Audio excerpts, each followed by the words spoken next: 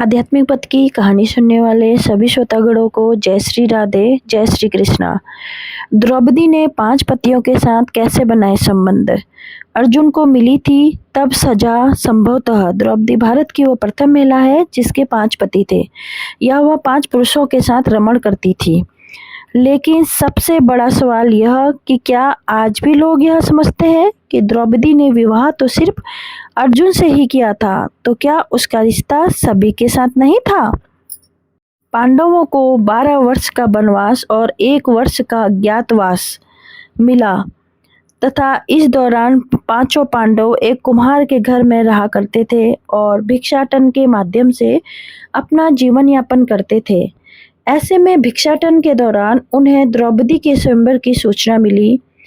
एक यंत्र में बड़ी सी मछली घूम रही थी, उसकी आंख में तीर मारना था और वह भी तेल पात्र में उसकी परछाई देखकर।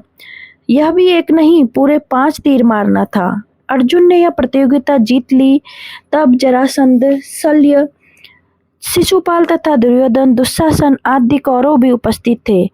इस दौरान बहुत विवाद हुआ क्योंकि पांचों पांडव ब्राह्मण वेश धारण कर पहुंचे थे, लेकिन श्री कृष्ण के दखल से आखिर द्रौपदी का विवाह हो गया। पांचों पांडवों से उसका विवाह कैसे हुआ या पांचों पांडवों की वह पत्नी कैसे बन गई, यह बहुत लंबा किस्सा है।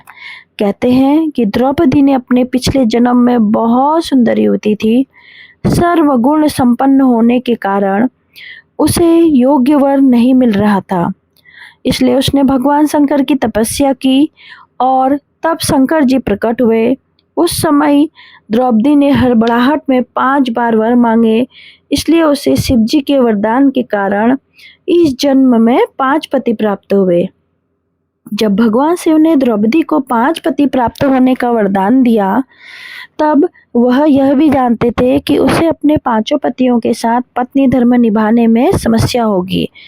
इसलिए उन्होंने द्रौपदी को यह वरदान भी दिया कि वह प्रतिदिन कन्या भाव यानी कौमार्य को प्राप्त कर लेगी। इसलिए द्रौपदी अपने 5 पतियों को कन्या भाव में ही प्राप्त हुई थी। हालांकि कहा जाता है कि संतान को जन्म देने के लिए भगवान श्री कृष्ण ने उसे ये सुझाव दिया कि हर साल वह पांडवों में से किसी एक के साथ ही समय व्यतीत करे।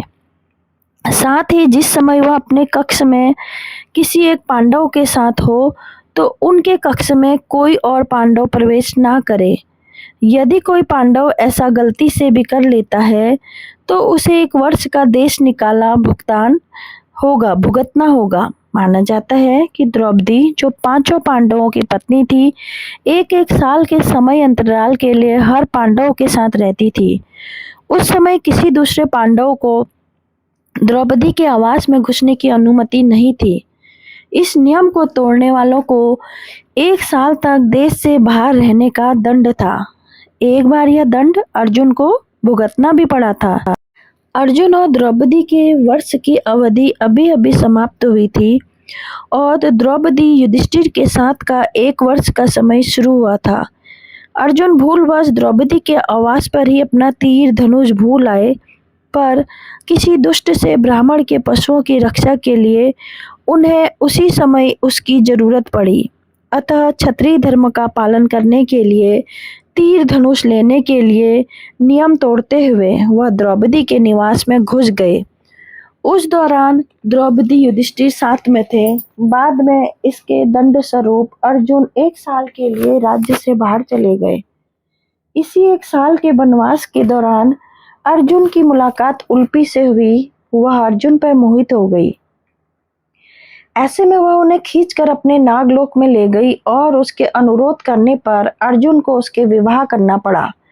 कहते हैं कि दोनों 1 वर्ष तक साथ रहे। अर्जुन और नाग कन्या उल्पी के मिलन से अर्जुन को एक वीरवार पुत्र मिला, जिसका नाम इरावन रखा गया।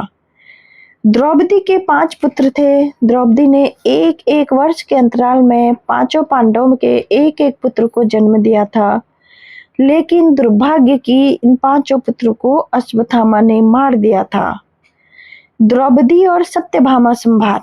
एक दिन की बात है, पांडव और ब्राह्मण लोग आपस में बैठे थे। उसी समय द्रौपदी और सत्यभामा भी आपस में मिलकर एक जगह बैठी थी। दोनों ही आपस में बातें करने लगी।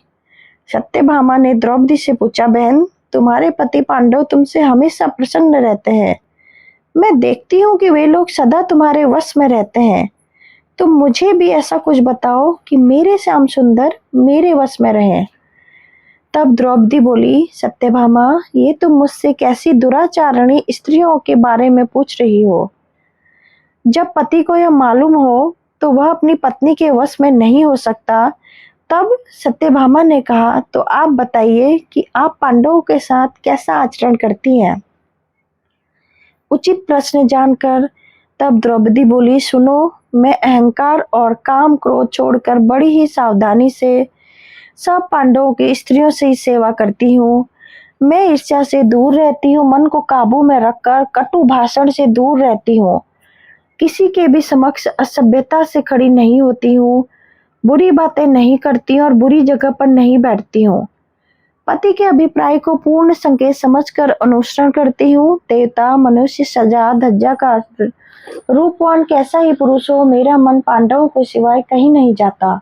उनके स्नान किए बिना मैं स्नान नहीं करती, उनके बैठे बिना स्वयं नहीं बैठती। जब जब मेरे पति घर में आते हैं, मैं घर साफ रखती हूँ, समय पर भोजन कराती हूँ, सदा सावधान रहती हूँ। घर में गुप्त रूप से हमेशा अनाज रखती हूँ। मैं दरवाजे से बाहर जाकर खड़ी नहीं होती हूँ।